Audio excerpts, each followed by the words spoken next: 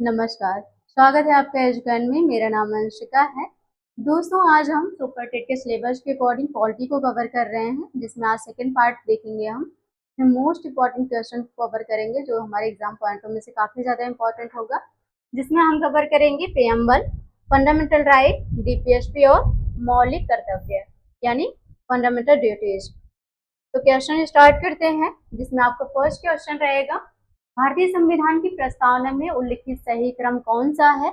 आप प्रस्तावना हम पढ़े होंगे अगर, तो जिसमें लिखा होगा with the people of India, हम भारत के लोग भारत को एक संपूर्ण प्रभुत्व संपन्न समाजवादी पंथनिरपेक्ष लोकतंत्रात्मक गणराज्य बनाने के लिए, वहां से स्टार्ट होता है हमारे संविधान की प्रस्तावना। तो ये पूछ रहा है कि सही क्रम क्या है, भारतीय संविधान की प्रस्तावना में उल्लिखित सही क्रम कौन सा है।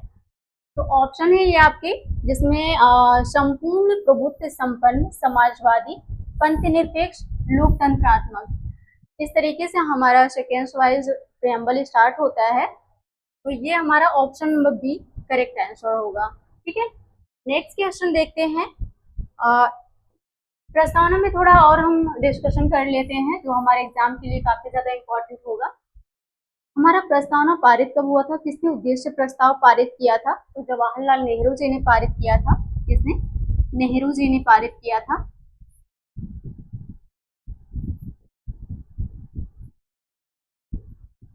नेहरू जी ने पारित किया था। कब किया था इन्होंने? तो 13 दिसंबर, ये क्वेश्चन आता है एग्जाम में कि हमारा उद्देश्य प्रस्ताव कब पारित किया गया था, किसके द्वारा पारित किया गया था। तो नेहरू जी के द्वारा पारित किया गया था। नेहरू जी ने ये प्रस्ताव प्रस्तुत किया था संविधान सभा के सामने 13 दिसंबर 1946 को। और एक्सेप्ट कब किया गया था, इसको स्वीकार किया था संविधान सभा के द्वारा 22 जनवरी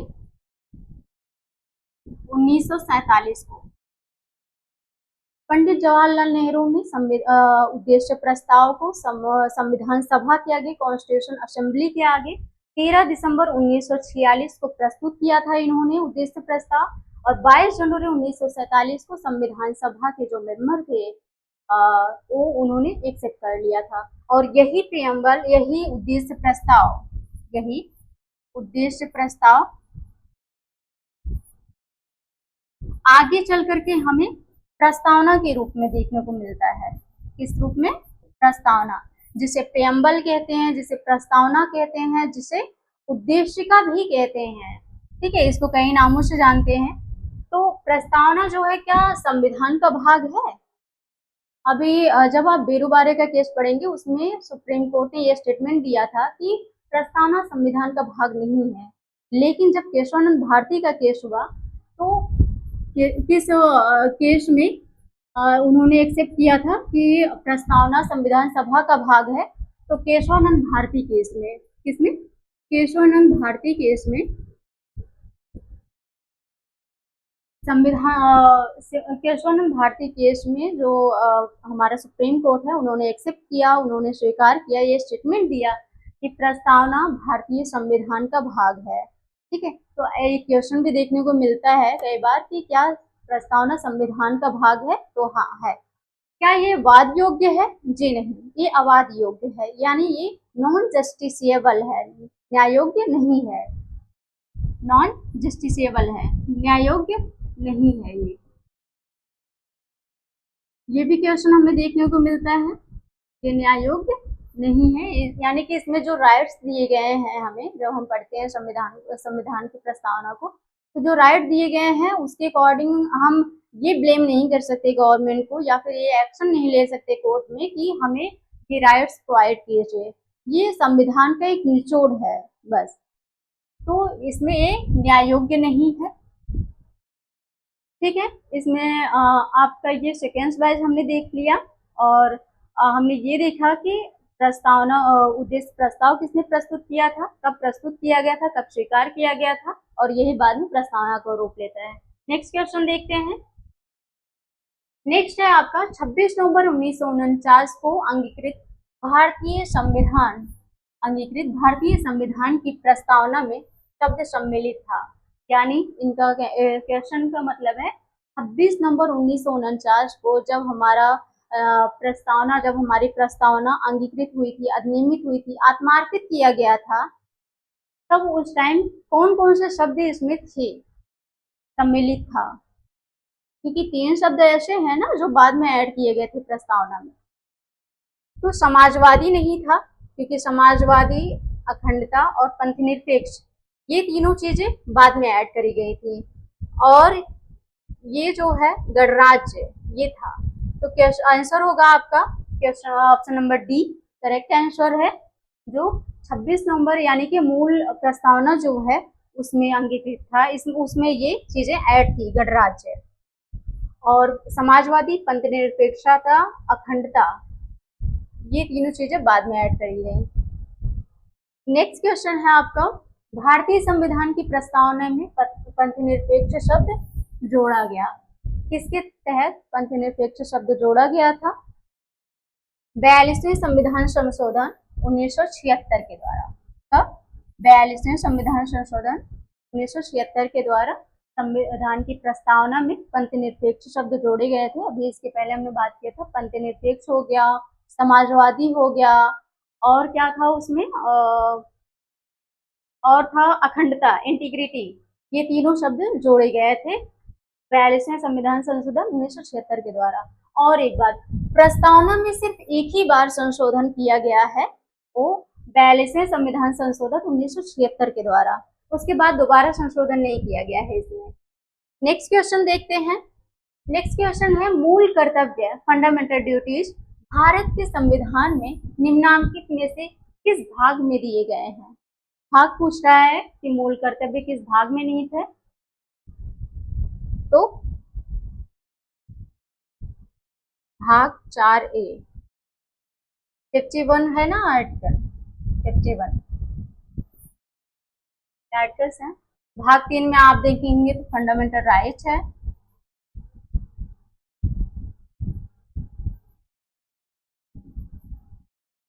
फंडामेंटल राइट हमें देखने को मिलता है। वही भाग 4 में देखेंगे तो डीपीएसपी देखने को मिलता है, और भाग 2 में देखेंगे तो सिटीजनशिप, नागरिकता देखने को मिलती है। ठीक है, तो भाग 4A में हमें मूल कर्तव्य देखने को मिलता है, जिसमें आर्टिकल्स 51 है। नेक्स्ट क्वेश्चन है आपका, किस संशोधन द्वारा भारतीय संविधान में नागरिकों के मूल कर्तव्यों को जोड़ा गया है? तो ऑप्शन है आपके, जिसमें 42वां संविधान संशोधन, 73वां, 56वां और 98वां संशोधन। आंसर होगा आपका 42वां संविधान संशोधन, 42nd कॉन्स्टिट्यूशन अमेंडमेंट एक्ट 1976 के तहत। ये स्वर्ण सिंह समिति के सिफारिश पर जोड़ा गया था। किसकी? स्वर्ण सिंह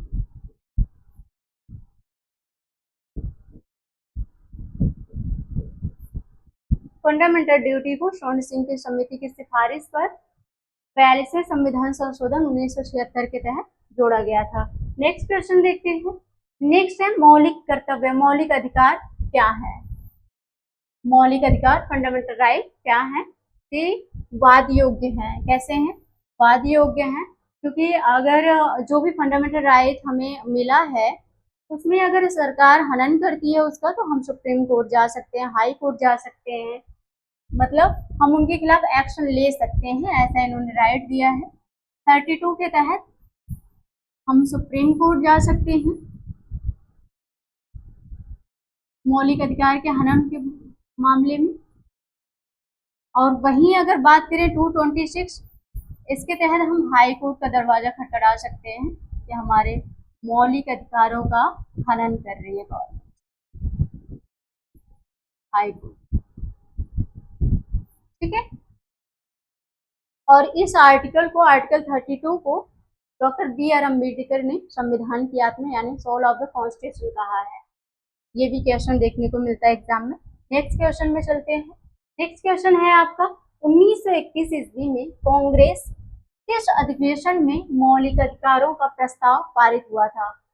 कांग्रेस की किस अधिवेशन में मौलिक अधिकारों का प्रस्ताव पारित हुआ था?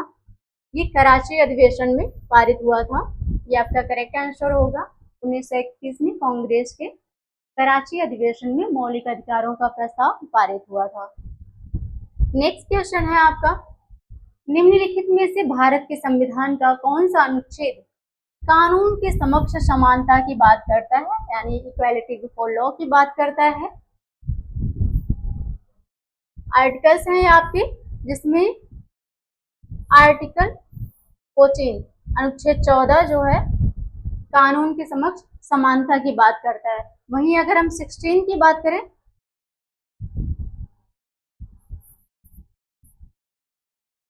एक फिक्स है, ठीक है, डाउट, इसके तहत हम आर्टिकल याद कर सकते हैं जो 14 से लेकर के 18 तक है, जिसमें 14 में है equality before law, equality before law, इसमें है डिस्क्रिमिनेशन,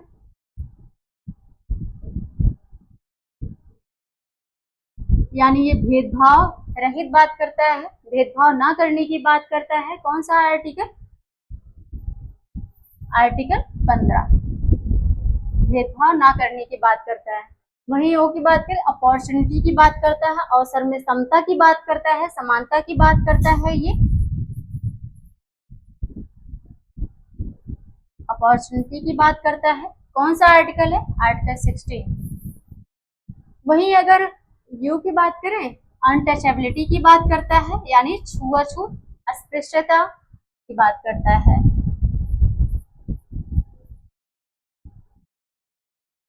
अनटचेबिलिटी की बात करता है। ये कौन सा आर्टिकल है? आर्टिकल 17। किसकी बात करता है? अनटचेबिलिटी की बात करता है, छुआछूत ना करने की बात करता है, अस्पृश्यता की बात करता है। वहीं नीति बैन एंड टाइटल की बात करता है, यानी उपाधियों के अंत की बात करता है। कौन सा आर्टिकल है? आर्टिकल 18। ठीक है, तो आई होप इस क्वेश्चन का आंसर मिल गया होगा। नेक्स्ट क्वेश्चन पे चलते हैं। नेक्स्ट क्वेश्चन है आपका, भारतीय संविधान में सम्मिलित नीति निर्देशक तत्वों की प्रेरणा हमें किस संविधान से प्राप्त हुई है? डीपीएसपी की बात कर रहा है ये। नीति निर्देशक तत्वों की प्रेरणा हमें किस संविधान से प्राप्त होती है? आयरलैंड। नीति निर्देशक तत्व कहाँ से लिए गए हैं? आयरलैंड के संविधान से लिए गए हैं। नेक्स्ट क्वेश्चन देखते हैं, नीति निर्देशक सिद्धांत हैं, कैसे हैं? मतलब ये वाद योग्य हैं कि वाद योग्य नहीं है, मौलिक अधिकार हैं या फिर कुछ नहीं है? क्या है? ये वाद योग्य नहीं है। नीति निर्देशक तत्व हो गया, यानी डीपीएसपी हो गया आपका, फंडामेंटल ड्यूटी हो गया,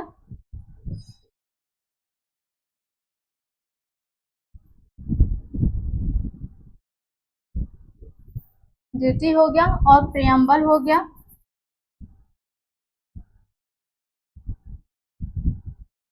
ये जो है वाद योग्य नहीं है। ठीक है, नेक्स्ट क्वेश्चन देखते हैं। नेक्स्ट है आपका, भारतीय संविधान का कौन सा अनुच्छेद, कौन सा आर्टिकल समान नागरिक संहिता यानी यूसीसी, यूनिफॉर्म सिविल कोड की बात करता है? कौन सा आर्टिकल है? आर्टिकल 44। कौन सा है? ये यूसीसी की बात करता है, यूनिफॉर्म सिविल कोड की बात करता है। वहीं 50 की बात करें और 45, 51 जो है ये अंतर्राष्ट्रीय शांति और सुरक्षा की बात करता है। किसकी बात करता है? अंतर्राष्ट्रीय शांति और सुरक्षा की बात करता है। वहीं 45 की बात करें, 6 साल की कम उम्र के जितने भी बच्चे हैं, गवर्नमेंट उनकी शिक्षा, उनके स्वास्थ्य का ध्यान रखेगी। 6 वर्ष से कम आयु के निःशुल्क शिक्षा, यूं कहें निःशुल्क शिक्षा का प्रावधान है इसमें, शिक्षा और स्वास्थ्य का प्रावधान है। वहीं 50 की बात करें कि आपकी न्यायपालिका को कार्यपालिका से अलग करने की बात करता है, यानी पृथक्करण की बात करता है। आर्टिकल 50 पृथक्करण की बात करता है। ठीक है, नेक्स्ट क्वेश्चन देखते हैं। नेक्स्ट है आपका, भारतीय संविधान में कितने मौलिक कर्तव्य हैं?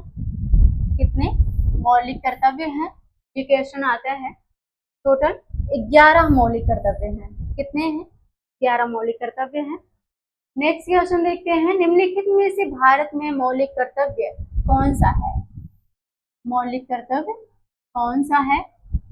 ऑप्शन है आपके, न्यायपालिका से कार्यपालिका का पृथक्करण, ये तो आर्टिकल 50 में है ना, ये डीपीएसपी में है। ये मौलिक कर्तव्य की बात नहीं करता, मौलिक कर्तव्य में शामिल नहीं है। हमारी मिली जुली संस्कृति की समृद्ध विरासत को संरक्षित करना, ये सही है। Option number B correct answer है।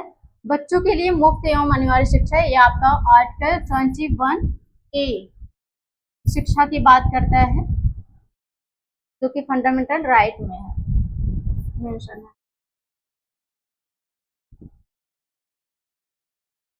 वही छुआछूत की परंपरा को समाप्त करना, डिस्क्रिमिनेशन की बात करता है, अभी इसके पहले हमने बताया था। नेक्स्ट क्वेश्चन, नेक्स्ट है आपका, वो आर्टिकल 16 में है, डिस्क्रिमिनेशन 15 में है, सॉरी। निम्नलिखित में से कौन सा एक मौलिक कर्तव्य नहीं है? कौन सा एक मौलिक कर्तव्य नहीं है? प्राकृतिक वातावरण की रक्षा एवं संवर्धन करना, राष्ट्रगान का सम्मान करना, राष्ट्रीय महत्व के स्मारकों एवं स्थानों की रक्षा करना, सार्वजनिक संपत्ति की सुरक्षा करना। ये आपके आर्टिकल 49 में है, डीपीएसपी में। ये डीपीएसपी में है, राष्ट्रीय महत्व के स्मारकों और स्थानों की रक्षा करना। तो और बाकी जो तीनों स्टेटमेंट हैं, प्राकृतिक वातावरण की रक्षा एवं संवर्धन करना, ये भी आपका मौलिक कर्तव्य में है। राष्ट्रगान का सम्मान करना, सार्वजनिक संपत्ति की सुरक्षा करना, ये भी मौलिक कर्तव्य है। और ये जो राष्ट्रीय महत्व के स्मारकों और स्थानों की रक्षा करना, ये आपका डीपीएसपी में है, आर्टिकल 49 में मेंशन है। नेक्स्ट क्वेश्चन देखते हैं। नेक्स्ट, निम्नलिखित में से कौन सा मूल अधिकार विदेशी नागरिकों को प्राप्त नहीं है? कौन सा मूल अधिकार विदेशी नागरिकों को प्राप्त नहीं है? विधि के समक्ष समानता, अभिव्यक्ति की स्वतंत्रता का अधिकार, प्राण एवं दैहिक स्वतंत्रता का अधिकार, शिक्षा का अधिकार। विधि के समक्ष समानता, ये आर्टिकल 14 में है आपका। अभिव्यक्ति की स्वतंत्रता का अधिकार, ये आर्टिकल 19 में है। आप देखेंगे ये सिर्फ भारतीयों को मिला है, बोलने की आजादी, जिसमें प्रेस कॉन्फ्रेंस, प्रेस मीडिया वगैरह भी आते हैं इसी के अंडर में, आर्टिकल 19 में ही। प्राण एवं दैहिक स्वतंत्रता का अधिकार, यह आर्टिकल 21 में मेंशन है। शिक्षा का अधिकार, यह आपका 21A में मेंशन है। आंसर आपका होगा, नहीं पूछ रहा है तो अभिव्यक्ति की स्वतंत्रता का अधिकार ये नहीं है, बाकी सारे अधिकार विदेशी नागरिकों को भी प्राप्त है। नेक्स्ट है आपका, भारतीय संविधान का छुआछूत उन्मूलन यानी डिस्क्रिमिनेशन यानी अस्पृश्यता से संबंधित अनुच्छेद है, कौन सा है?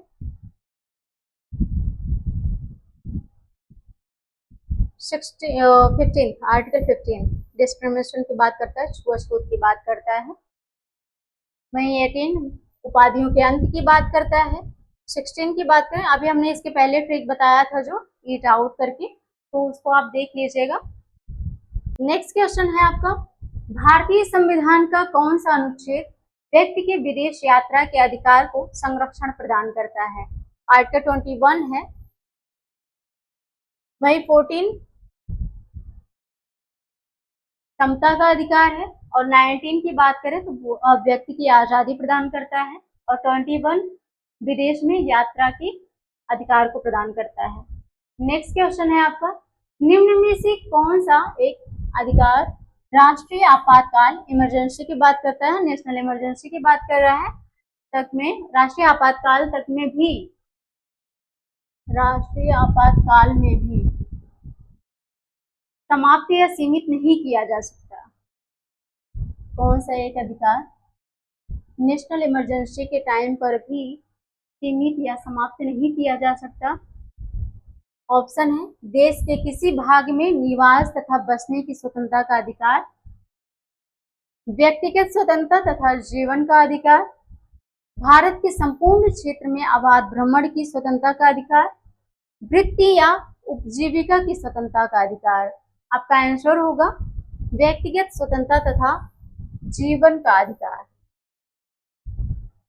ये अधिकार जो है इमरजेंसी, नेशनल इमरजेंसी लागू होने पर भी समाप्त या सीमित नहीं किए जा सकते हैं। नेक्स्ट क्वेश्चन है आपको, नेक्स्ट है भारत के संविधान के अंतर्गत कौन सा अनुच्छेद कारखानों में बालकों के नियोजन का प्रतिषेध करता है? कारखानों में बालकों के नियोजन का प्रतिषेध करता है। ये आर्टिकल्स हैं आपके, इसमें आर्टिकल 24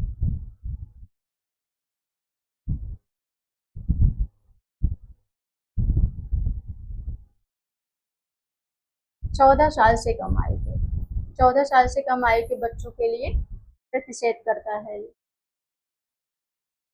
नेक्स्ट क्वेश्चन है आपको, निम्नलिखित में से किस एक को नागरिकों के मौलिक अधिकारों का रक्षक तथा भारत के संविधान का अभिभावक माना जाता है?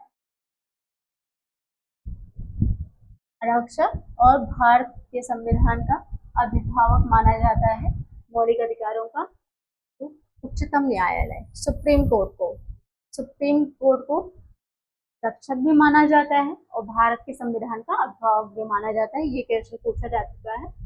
नेक्स्ट क्वेश्चन है, निम्नलिखित में से किस एक अनुच्छेद को डॉक्टर बी.आर. अम्बेडकर ने संविधान की आत्मा कहा है, सोल ऑफ द कॉन्स्टिट्यूशन कहा है? किसी आर्टिकल 32 को। इसमें 5 प्रकार के रिट प्रोवाइड कराए गए हैं। कितने? 5 प्रकार के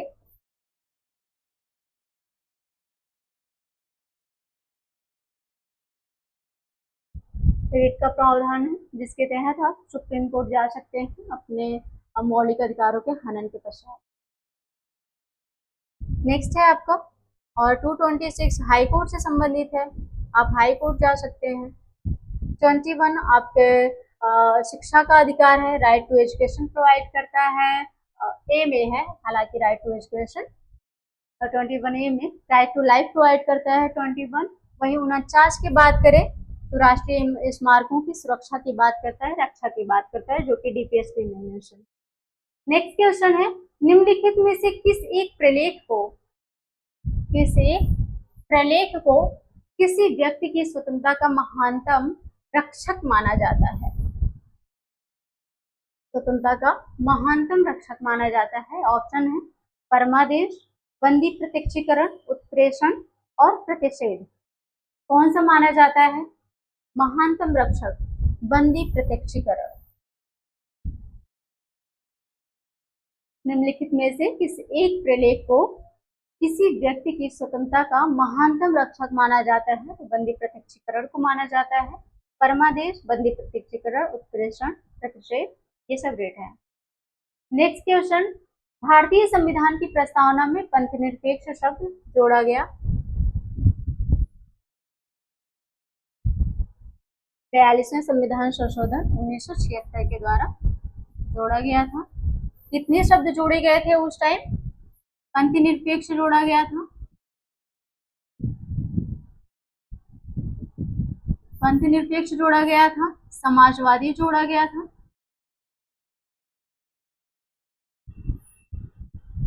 और इंटीग्रिटी यानी अखंडता जोड़ा गया था। ठीक है, ये तीनों शब्द जोड़े गए थे 42वें संविधान संशोधन के तहत 1976 में। नेक्स्ट क्वेश्चन है, किस वाद के फैसले में सर्वोच्च न्यायालय ने सर्वप्रथम घोषित किया कि उद्देशिका संविधान का हिस्सा नहीं है? संविधान का हिस्सा नहीं है। बेरोबारी केस में, बेरोबारी केस में सुप्रीम कोर्ट ने कहा कि उद्देशिका संविधान का हिस्सा नहीं है। और वहीं पर अगर हम केशवानंद भारती केस में बात करें, इसमें सुप्रीम कोर्ट ने पुनः अपना स्टेटमेंट बदलते हुए कहा कि प्रस्तावना संविधान का भाग है।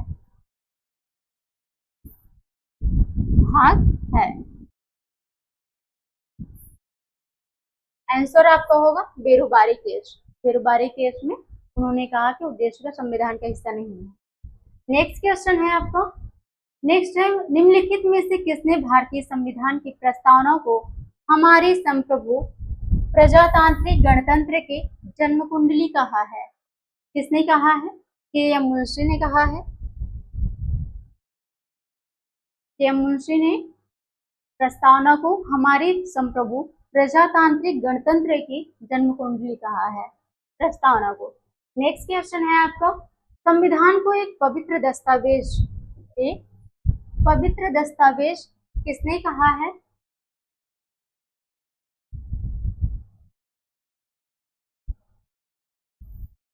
हाँ, बी आर अम्बेडकर ने कहा है। इन्होंने संविधान को, मुझे लगा प्रस्तावना, संविधान को एक पवित्र दस्तावेज कहा है बी आर अम्बेडकर ने। और वहीं आर्टिकल 32 को इन्होंने सोल ऑफ द कॉन्स्टिट्यूशन कहा है, संविधान की आत्मा कहा है। नेक्स्ट है आपका, भारतीय संविधान का कौन सा भाग संविधान की आत्मा कहलाता है? कौन सा भाग संविधान की आत्मा कहलाता है? मूल अधिकार, राज्य की नीति निर्देशक तत्व, उद्देश्य का सही होगा आपका, क्योंकि यह संविधान की आत्मा कहलाता है। भारतीय संविधान का वह कौन सा भाग, क्योंकि ये संविधान का भाग माना गया है, तो जिसके तहत इसको संविधान की आत्मा भी कह सकते हैं। संविधान का भाग है तो संविधान की आत्मा कहला रहा है, उन्होंने स्टेटमेंट दिया था। नेक्स्ट है आपका, भारतीय संविधान की प्रस्तावना में इसके सभी नागरिकों को कौन सा न्याय प्रदान करने की व्यवस्था की गई है? प्रस्तावना में कौन से न्याय प्रदान करने की बात करी गई है? सामाजिक, आर्थिक और राजनीतिक न्याय, 3 न्याय की बात करी गई है। कितने? 3 न्याय। और 5 स्वतंत्रता की बात करें। नेक्स्ट है आपका, भारतीय संविधान की प्रस्तावना में भारत को किस रूप में वर्णित किया गया है? भारत को किस रूप में वर्णित किया गया है? संघीय गणराज्य, प्रभुत्व, संप्रभु समाजवादी, पंथनिरपेक्ष, लोकतांत्रिक गणराज्य के रूप में नियुक्त किया गया, वर्णित किया गया है भारतीय संविधान की प्रस्तावना को। नेक्स्ट है आपका क्वेश्चन यहीं पे समाप्त होता है। मिलते हैं नेक्स्ट क्लास में। यहाँ तक बने रहने के लिए बहुत बहुत धन्यवाद। Thank you.